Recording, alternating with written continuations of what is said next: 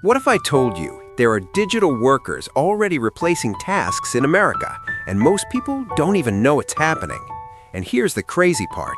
They don't sleep, they don't take breaks, and they cost less than hiring a part-time employee. They're called AI agents. But wait, this isn't just ChatGPT answering questions. AI agents don't just respond, they actually take action. That changes everything. Imagine giving one simple command: build me an online business. Instead of giving advice, it starts working. It researches trending products, analyzes competitors, writes descriptions, and even prepares marketing content, all automatically.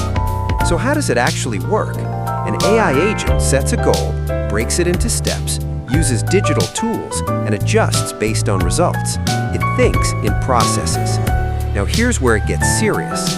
Businesses in the United States are already using AI agents to automate YouTube channels, e-commerce stores, client outreach, customer service.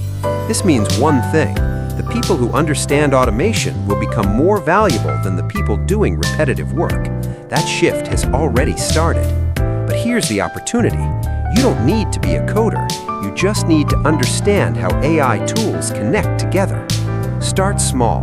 Build a system that finds trending topics, writes posts, and schedules them automatically.